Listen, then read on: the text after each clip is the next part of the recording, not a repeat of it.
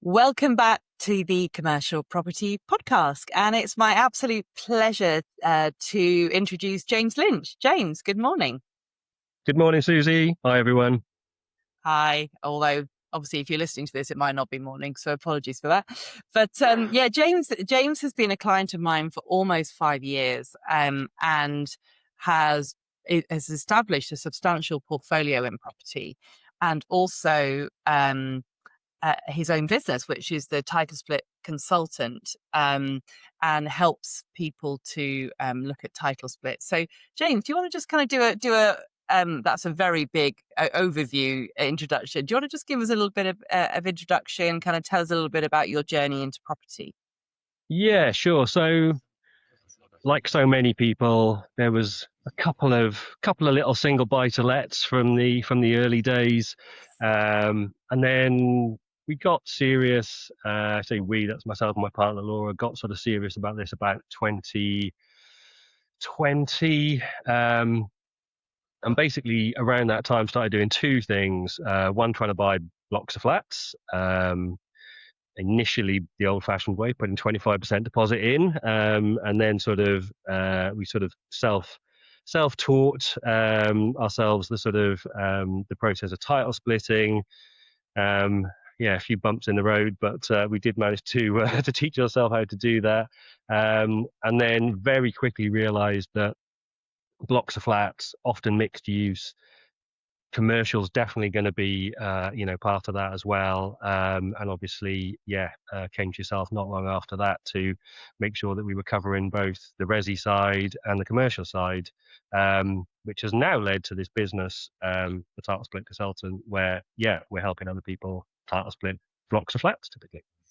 Awesome. Great. So just tell us kind of what you've got in your portfolio now. So you're kind of almost 5 years into your kind of investment journey. What kind of, how big is your portfolio? What does it comprise of?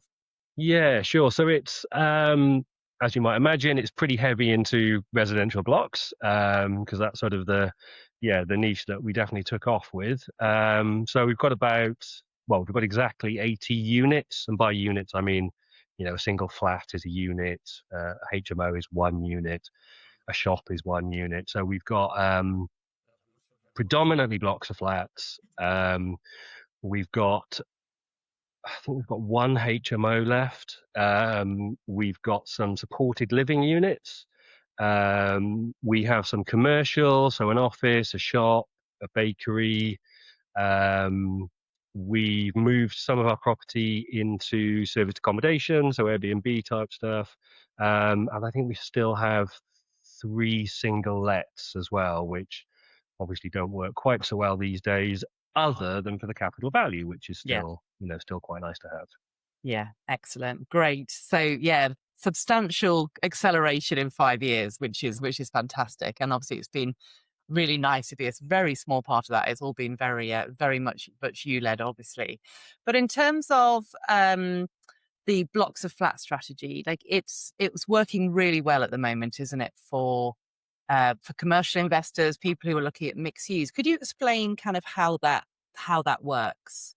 Sure. So the way the way we've been doing this over the last sort of few years, and I should say it has changed slightly recently, but the way we've been doing it is initially we were buying these on bridge, and that was because there was no mortgage products available at the time to do what we wanted. And the what we wanted bit was finding a block of flats, and I'll always use the million for ease of math. So we'd find a block of flats that's on the market for 1 million as a freehold block. And then we'd look at the individual flat prices, so the aggregate value or the title split value or the GDV to the developers out there. And we'd say, okay, right, flats in this location, they go for about 140,000 each. So there's 10 of them, 140 times 10 is 1.4 million. And then you could get bridge lending only initially at 75% loan to value, or 70 and then 75 of that 1.4 million, which would basically cover your purchase price. So that meant you're only putting in, stamp duty, legals, valuations, And obviously, when you're buying 6 units or more, commercial stamp duty kicks in, so you're paying less on stamp duty, or maybe you've got a shop on the ground floor anyway if it's a smaller than 6 unit block. So we just realized that with, relatively very small amounts of money, we could buy millions of pounds of property, which wasn't something that, we didn't come from a background where buying millions of pounds of property was something we thought we could do. So we were like, well, if we can do it, let's do it. So the market then changed and became a little bit more title split friendly. And there's now, for a while, there were 100% mortgages for title split as well, which meant same process, get that higher value on the aggregate value, covers your purchase price. At the moment, most of those products want you to put a 5% deposit in. Since the Iran war, Labour sort of troubles, market's got a bit jittery, and yeah, it's now 5% in, but it'll go back to 100% at some point. And we have got a little sort of trick that we can use to get 100% still. So yeah, it's just meant that for us and for our clients, it's just an opportunity to just build out that portfolio faster, basically. Yeah, fantastic. I mean, it's such a great strategy. And I obviously work with lots and lots and lots of clients, and quite a few of them are doing this. In fact, I think we have quite a few clients in common, don't we? Mm. And I work with my clients on the numbers, especially where it's mixed use and there's commercial. And it really is like exactly what you've just said. It's like you could put a small amount of money in, literally fees quite often, and you get millions of pounds worth of property, which is fantastic, isn't it? Yeah, I mean, developers are one of our core clients now, because developers are used to digging in the ground, and we all know that's where the risk is, right? Digging holes in the ground, and at the end of it, they hope to get a 25% profit, and then they look at sort of the title split strategy, and they're like, you're almost having zero risk. Your risk is perhaps you've risked a few £1,000s for a valuation. If it comes back right, basically, you've got the uplift that you predicted. If it doesn't, you've lost a few £1,000s, which is, don't get me wrong, it's not an inconsequential amount of money. But if you do your valuation right and you follow the process right, you're getting that 25% uplift without any of the risk that developers go through, any of the stress that developers go through. So they're becoming one of my biggest sort of client types, is developers that have just had enough of digging holes in the ground, basically. Yeah, sounds very wise. There's a reason I don't do development, actually. After doing it in the corporate world for 25 years, I'm like, nah, I know all the risks, so I Yeah. can absolutely see that.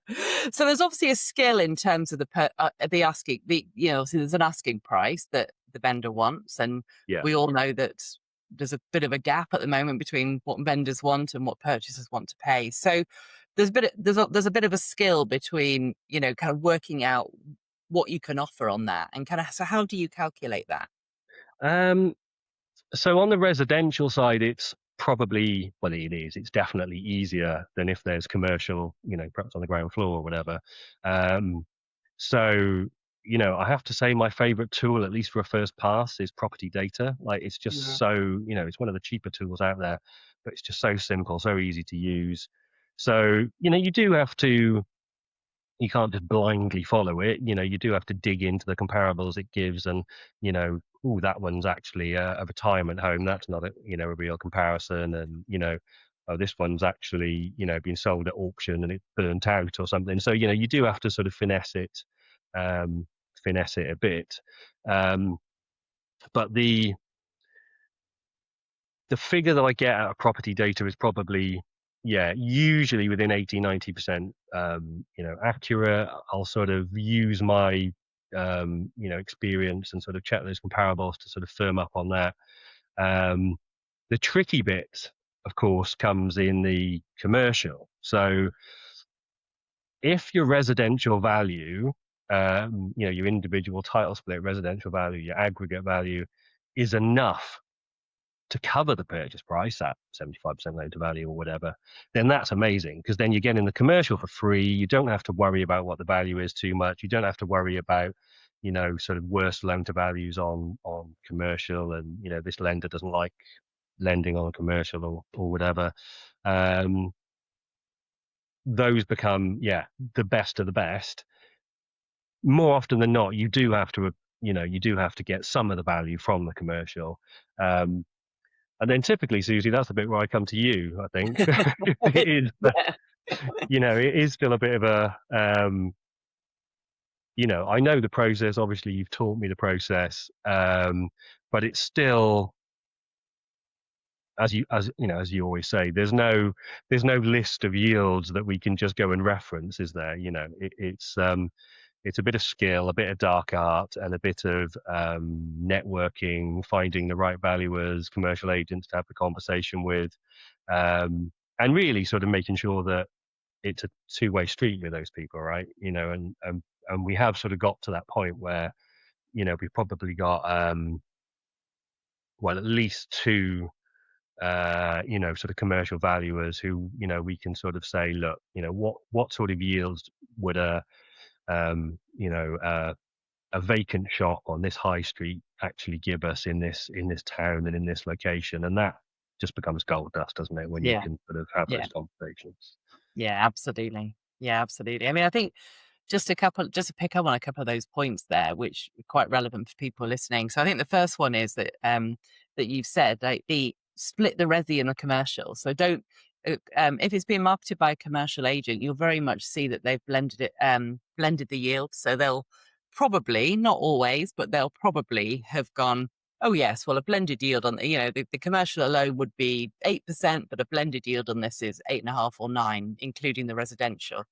And that just isn't right most of the time. So yeah, as you say, splitting the resi from a valuation point of view and then valuing the commercial separately is really important.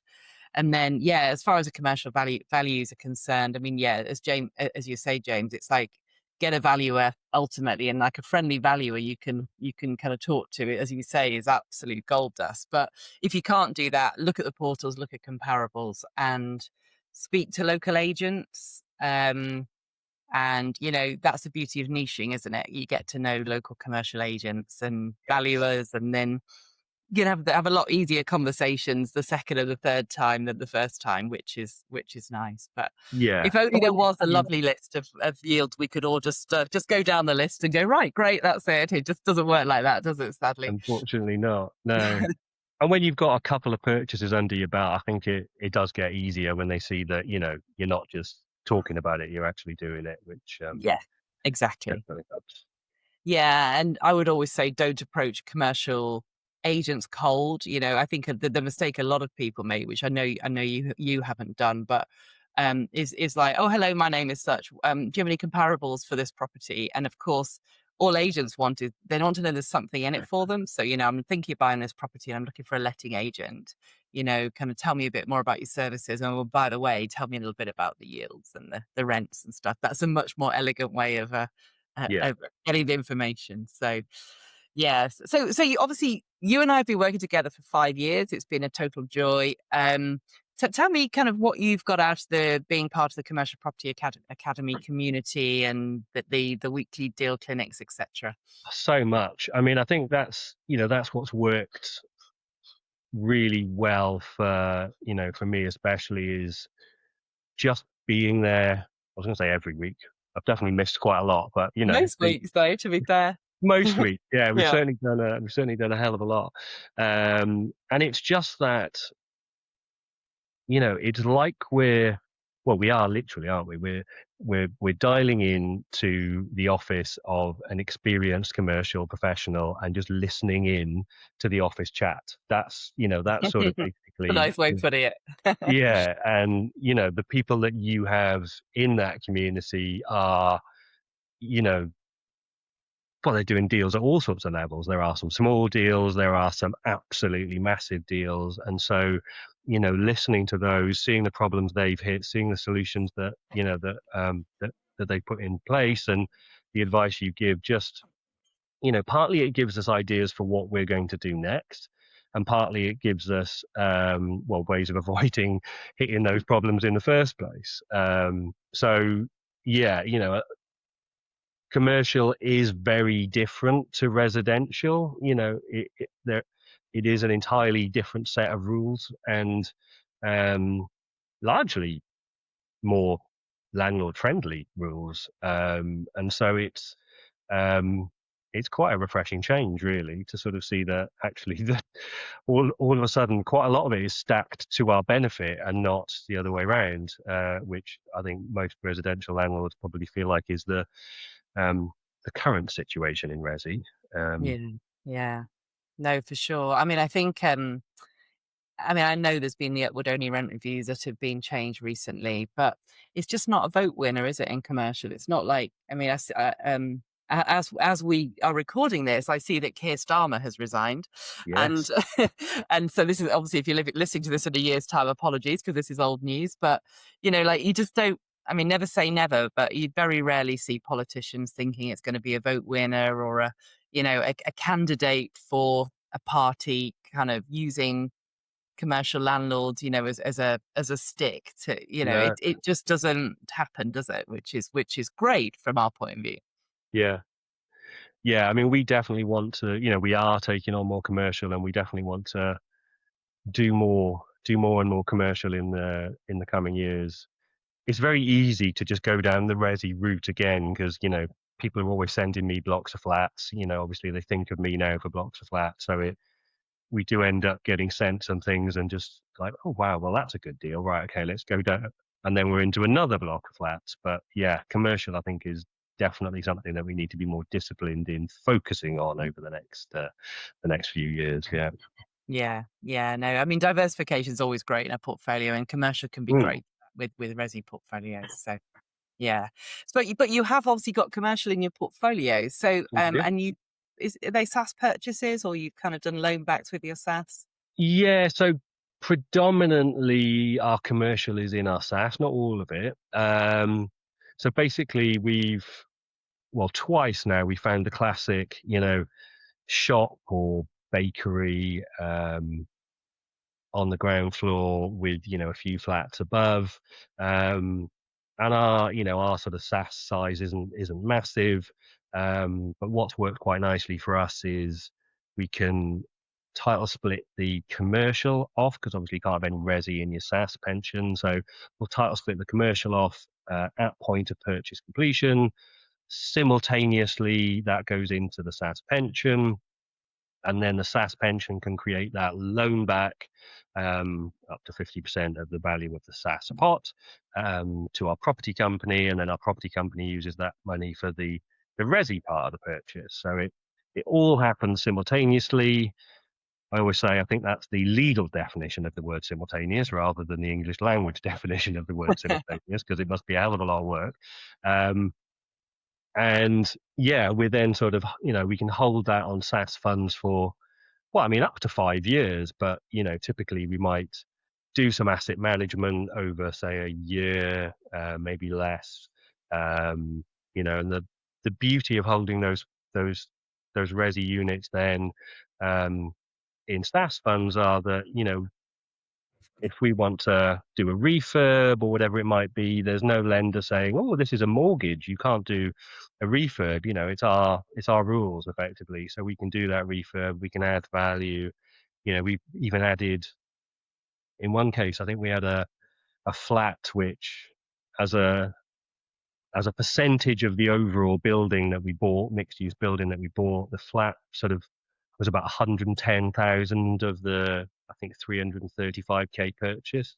And we refinanced that. We were wondering about whether to sell that flat, and then we thought, oh, the market's a bit dead. It's going to take forever. We don't want to be just having it sat around while we're paying interest on it.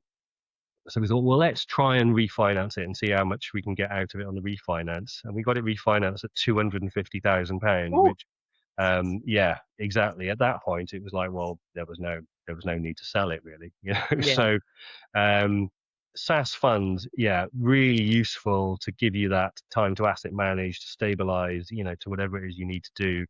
And then, of course, you go and get your mortgage funding within your property company. Your commercial sits in your SaaS. You can have mortgage funding in your SaaS. We haven't at this point bothered. And then there's money back into the SaaS from the resi property side. The resi property company paying back the SaaS. and you can go and do it again. So yeah, it's just a wonderful way to build up a commercial property portfolio inside your SaaS at the same time as building up a resi portfolio or increase your resi portfolio in your property company. And I presume, and presumptions are always dangerous, but I presume that you're getting the commercial in your SaaS at a reduced price because a lot of the value is coming out of the resi. Is that right, or is that wrong? We, to be honest, we've tended to just go with whatever the Rick's Red Book has said Yeah, for, wise. yeah, which, because we always buy well and we tend to get an uplift just for the title split, it tends to be more than the component part of the asking price, Yeah, but nothing too crazy at that point. And obviously, after that event, um, we may asset manage. We've actually, the commercial we bought, or the commercial components we bought so far, we've always had tenants in situ at the point of purchase, and yeah, they've stayed for quite a period. I think we've just had a couple of changeovers, but it would be interesting to do it with a completely vacant unit, or say interesting, more profitable to do it with a completely vacant unit, and then try and get the the blue chip client in. I mean, none of our commercial units are perhaps big enough for that, other than the new one we're looking at in Bristol. But yeah, it's nice to know that in commercial, if you're buying at vacant possession level, or at the end of a lease, then really, if you know what you're doing, things are only going to go one way, right? yeah, It's going to get a lot better from there quite quickly in some cases. yeah. I mean, it is. It's a great way of kind of protecting the downside, isn't it? So if there's a short lease or the lease is expired, which quite often you find with commercial, maybe the landlord's just not got round to renewing it or whatever, and then yeah, if you can buy, um, your valuer is going to value on vacant possession value because that lease is expired, and a valuer, I think valuers walk around with a little cloud over their head because they will always assume that the tenant's going to go unless you can convince them otherwise. So they will kind of down value that at that point. But as you rightly say, if you can then do a lease renewal to that tenant, get another 3-5 year lease in place, then a valuer is going to look at it with with their optimistic hat on and say, Yeah. great, they've secured this income. But otherwise, they'll just assume the tenant goes. So I think that's a great way of adding value in your SaaS, and you've got income from day one, haven't you? You're not you're not having to deal with a void, which is always a nice thing to do. So you mentioned your most recent purchase, and I'd love to talk about that now, if that's okay. So you're kind of knee deep and you're in the weeds at the moment, aren't you, with your new purchase? Do you want to kind of tell everyone a little bit about kind of what you've bought or what you've been doing? Yeah, absolutely. So yeah, this is a mixed use property in a pretty high value area of Bristol, that just sort of came to me via my network, basically about, well, more than 18 months ago now. Um, it was it was in a very bad condition, but the location and the opportunity just couldn't be ignored. So there was a bit of a gap between what the vendors wanted for it, and what we could actually give them, knowing what the condition of the property was, what the realities were of lending on it, given the condition, and a few other factors in there as well. Um, so yeah, it became a really quite complex and long running negotiation. I think probably both sides of the table considered walking away more than once. Um, and we eventually did come to the point of um, coming up with an agreement that worked. Now, to get this agreement to work, we had to sort of basically we had to throw all the tools at it. So the one way to get the actual price down was to have this as a share purchase agreement rather than as an asset purchase. Now, a lot of people might be thinking, oh, you were doing that to, negate stamp duty, or, that was one of the benefits. Well, yes and no. That is the fact that, stamp duty is less on a share purchase agreement. But really, by the time you've paid for, higher cost of legals, forensic accounting, you've got some risk in there, and potential for uncrystallized tax, then, is there or isn't there actually a benefit? And that was one of the cases here, was that there was uncrystallized tax that the vendors didn't want. We didn't particularly want it either. But we were seeing this one as a long-term hold. And so by seeing it as a long-term hold, we had the potential there to say, well, okay, if that gets the price down for us, then, we can sort of look at this as a long game, and that, the long-term hold made that less of a problem. So share purchase agreement was the first thing that sort of helped get the price down to a level that we wanted, obviously with that uncrystallized tax coming our way for the future. Then, even with that, we were still struggling to sort of make the numbers work. So what we landed upon was the ability to, so this building is 4.5 stories high. It has a basement. So basement, ground floor commercial, first floor commercial, and then the second floor and the third floor are two maisonettes, two large maisonettes, over 100 square meters each, with some of the best views I've ever seen in Bristol, in an absolutely disgusting state, and I do mean disgusting. So what we decided we would do is we had a valuation from, a valuer that we trust. And that led us to believe that our assumption of those two maisonettes with an incredible view having a high price point refurbed was correct. So the value that we will get from those two maisonettes is high enough, when fully refurbed and mortgaged, high enough to cover more than the purchase price, more than the agreed purchase price. So that was the first part of the puzzle. And that meant that we could, obviously we need to start work on that before we were actually completing. So the next bit was getting an exchange for delayed completion agreed. So that was successfully agreed. And that then gave us a fairly long period to do the refurb of these two maisonettes, which is where we are at the moment. They're starting to look absolutely fantastic. A lot of money going into them, but they are looking fantastic.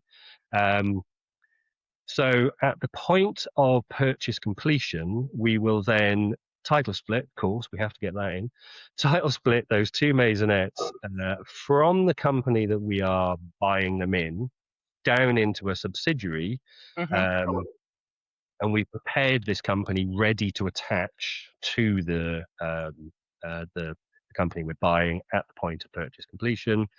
And the reason for preparing it in advance is that our names will be on the paperwork ready for that company to be attached, so that all the sort of mortgage finance can be agreed before the day of completion. So they will then drop down into that subsidiary. Like I say, they get mortgaged out, 75% loan to value on quite an impressive number. Fingers crossed. Will comfortably more than cover the purchase price. And then the second stage of this was to say, well, vendors, will you actually give us the opportunity to defer part of that payment to you? So we're deferring a six-figure sum for a year post-completion. So people think, well, why do you need to do that? You just covered the purchase price with the effectively, it's like a remortgage at the point of purchase completion, because obviously the company already exists with the property in it. So why do you need to do that? Well, we're now going to go on and we're going to further develop the building. So we're going to develop the first floor. We're looking at resi on the first floor.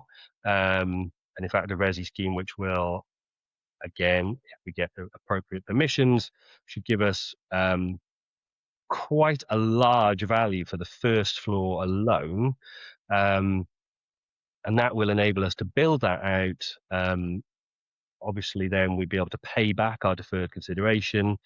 Clearly, we've put money into the refurb of the maisonettes, and obviously that's got to be paid back at some point as well.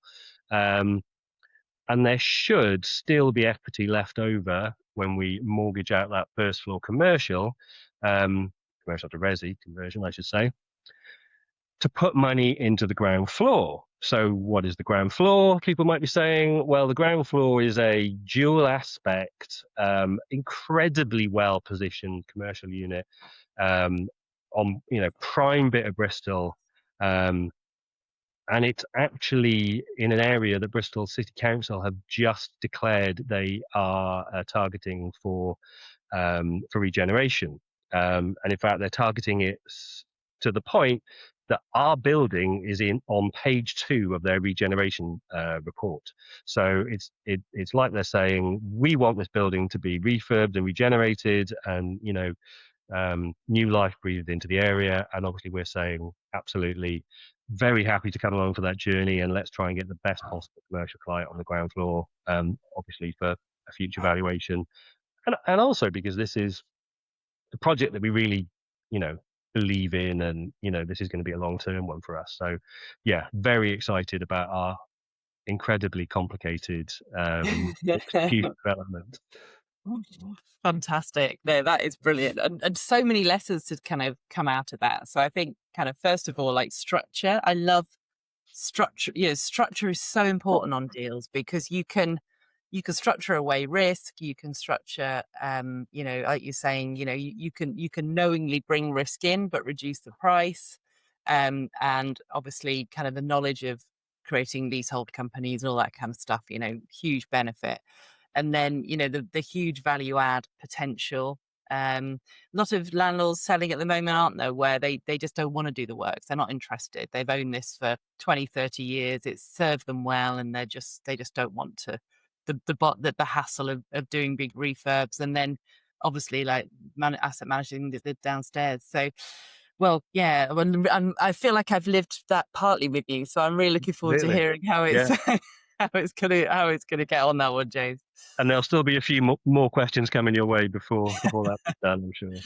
Perfect. And you've had a commercial tenant who have been breaching their lease, haven't they, in various ways, and you've had to kind of deal with all the lease elements too. Yeah. So that's been a little bit of a rocky ride, as you say.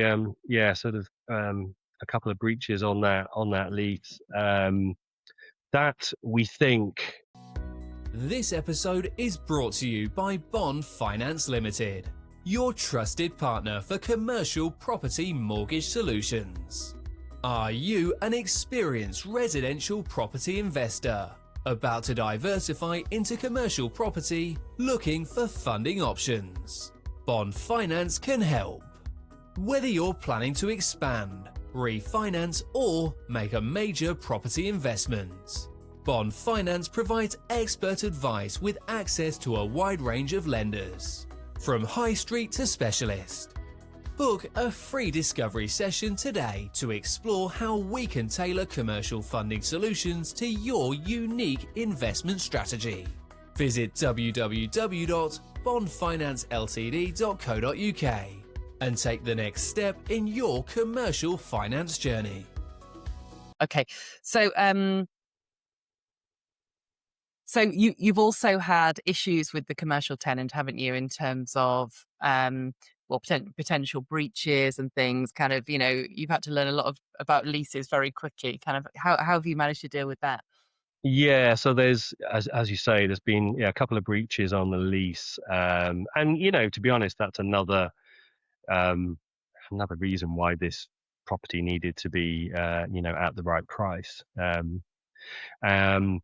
So yes, we've had to learn quite quickly, some of the processes of dealing with commercial tenants. Obviously, sitting into the CPA for 5 years with you has given me a lot of the answers to that, and obviously I've brought some questions over the last few months as well. I think fortunately it's looking like we've got a resolution there where the commercial tenant, basically there's a bit of an agreement between ourselves, the vendor, and the commercial tenant, where I feel like everyone gets to walk away feeling, I wouldn't say happy. I don't know if any of the parties are happy, but I say all of the parties are accepting of the situation. Yeah. So, the commercial tenant has probably got the best deal. The vendors are happy that they've sort of done their bit. So obviously we're not yet, complete on that. And likewise, it's given us a solution as well that works. So, yeah, it's it was one of those ones where there could have been some prolonged and elongated, court, sort of case on this, but the biggest winner there would have been the lawyers, really. Always. To be honest. So I think this way, I think everyone's sort of in a better situation than they would have been otherwise. And yeah, it's looking like it's all going to be resolved in probably the next 2 to 3 months. Yeah. So, let's not shy away from it. There was definitely risk there. We could have really, we could have been stuck with this problem, which would have had an impact on our, not just our build out, but our lending and, our service accommodation customers in the future, because that's what the maisonettes are going to be. So, yeah, it was a calculated risk, and it's looking, shouldn't really, touch words, it's looking like it's all going to be for you as well. Yeah. It's all going to end happily for all parties. No, that's good. That's great. And I think, what I find interesting is that, if you've got some knowledge about commercial and you understand it, you don't necessarily shy away from deals like that. I mean, every conversation that we've had about the commercial element, it's been about overcoming, and it was quite clear there was ways you could overcome some of those challenges. And I think, I think that's where the opportunity is that, there'll be a lot of people who haven't got that knowledge who will just feel that that's too complicated, that's too difficult, I can't see the angle there.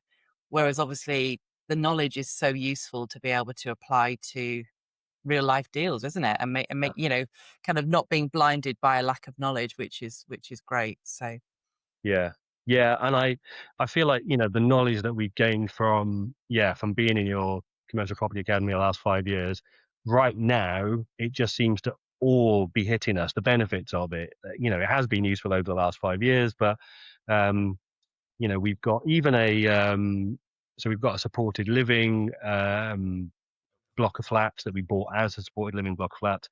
That's on a commercial lease. I mean, obviously it's not a commercial entity, but it is a commercial tenant. So yeah, in the negotiations with them, that's all been really useful. Like I say, we've got our sort of few shops and offices and that sort of side of it. And then obviously the Bristol deal. So yeah, all of a sudden I feel like it's gone from this, our involvement in the Commercial Property Academy being really useful to our involvement being absolutely essential. So yeah, glad that we started a few years ago and sort of built that knowledge up. Oh, well, that's very kind, and it's so great to have you as part of the community as well. So I'm so pleased it's just coming to practical use, which is great. And I couldn't do a podcast with you, James, without talking about holidays. We've got to talk about holidays.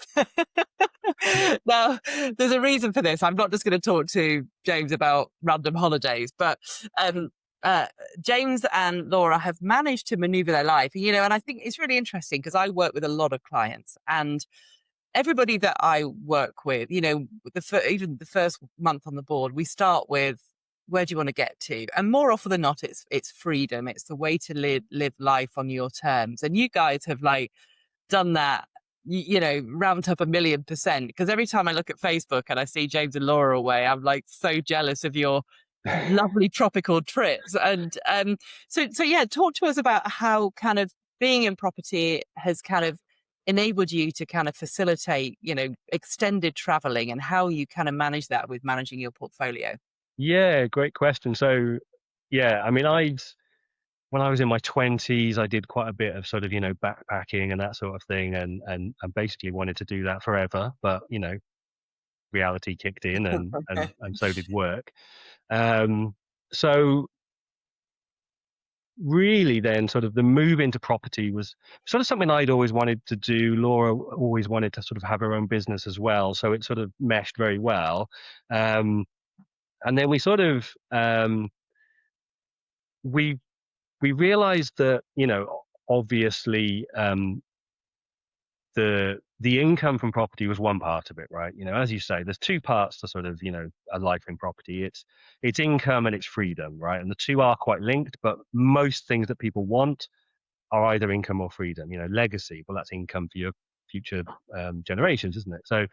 Um, so we really wanted to sort of like take a year out, and that it went from a year out to, well, actually, we've got quite a lot going on in property now. I don't think we can take a year, but maybe we can take, say, 4 months. So we did 4 months in Central America, and before we went away, um, we have 4 locations now. It was always meant to be 3, but we have 4 property locations, 3 of which have agents associated. So we just sort of issued these agents, especially for the bigger locations, a set of rules, about um, decisions up to this value, just get on and do it. Decisions up to this value, only this person within your organization gets to make that call. Above this value, it's us.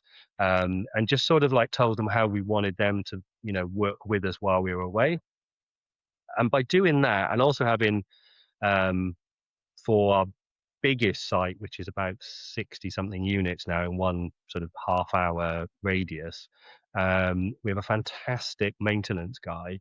I say maintenance, I mean, he covers everything basically. And he, there's a huge amount of trust between him and us as well. And so with these 2 key individuals, a few others as well, but those 2, key individuals, the letting agent and the maintenance,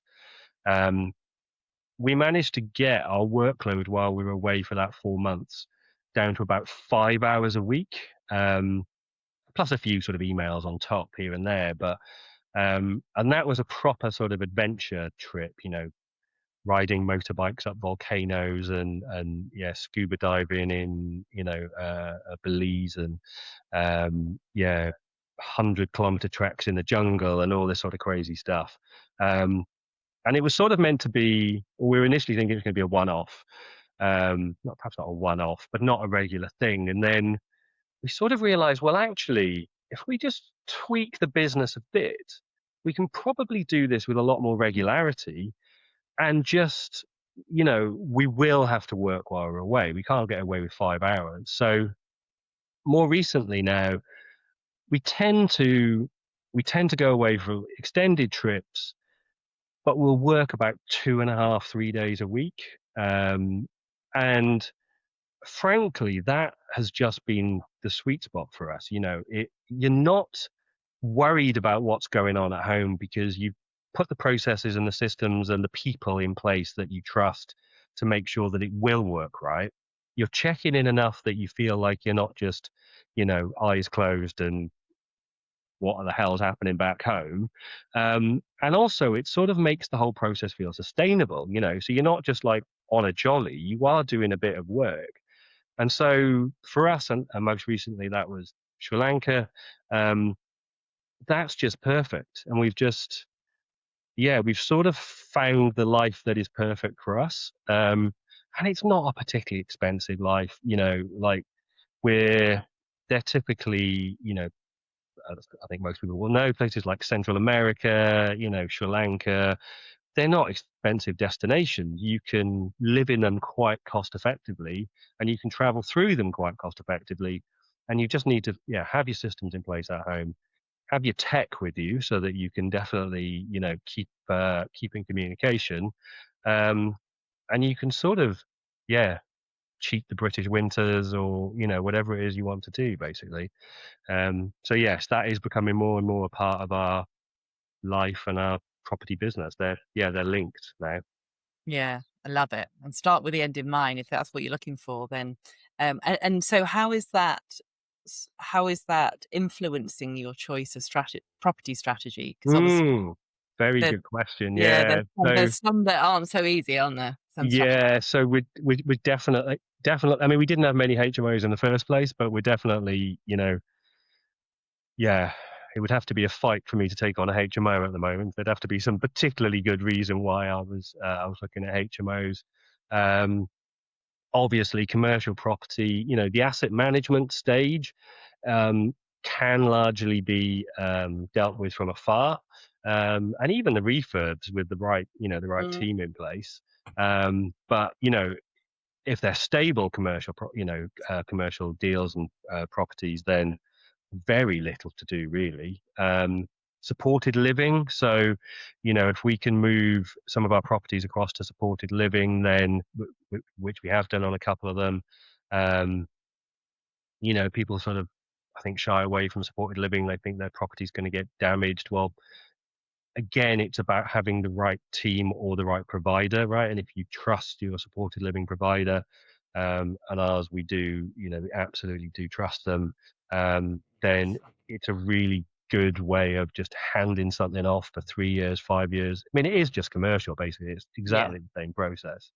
Um, and then serviced accommodation or Airbnb type stuff, with the right agent in place, and again, those right conversations about, when they need to contact you, that also can just be pretty hands off. And clearly, you're not going to do your own lettings management.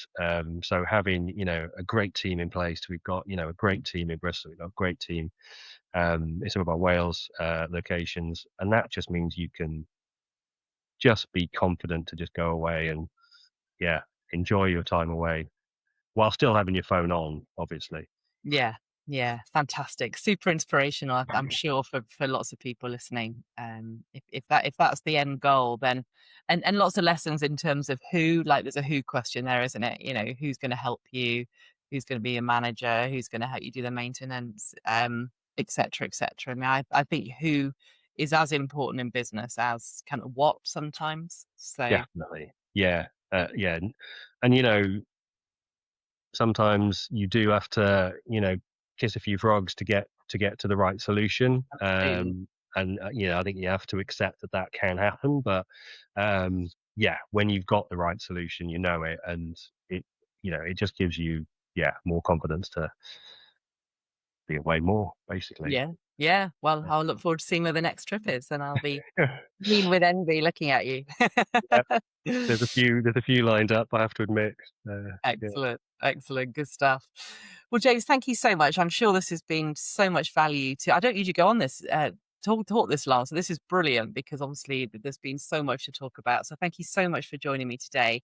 I'd love you to tell everyone how they can work with you at the title splitting consultant, because obviously Sure. you do help clients with that strategy. I do, yeah. So there's a few different ways I can work with people. So I think the classic that a lot of people that I work with sort of start with is a sort of short coaching program called Deals and Analysis, where, as the name suggests, I teach you, how to find deals, how to analyze them, make sure you're buying an asset, not a liability. So Deals and Analysis is a good starting point for people. I do now do some mentorship, one-to-one mentorship with people as well. And then for people who are sort of more experienced, that, perhaps they're already doing some title split stuff, but they've sort of hit a bump in the road, I do just do some sort of like by the hour one-to-one stuff. And basically, if people chuck hashtag the title split consultant into Google, they should find me. But the website is www.thetitlesplitconsultant.co.uk. And Instagram, great place to follow me.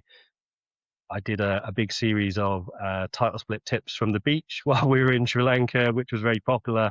So those are all still on Instagram. If people want to pick up some tips for title splitting, just go and review the whole series. And yes, sorry about looking so happy in the sun, but Nobody can present you that, that's for sure. Great. Well, and we'll put all the details in the show notes as well, so that you've got that people can click on links and various other things. So, James, as always, an absolute pleasure. Thank you so much for joining me today. And yeah, thanks for all your tips and knowledge. And yeah, I look forward to catching up with you soon. Thanks, Susie.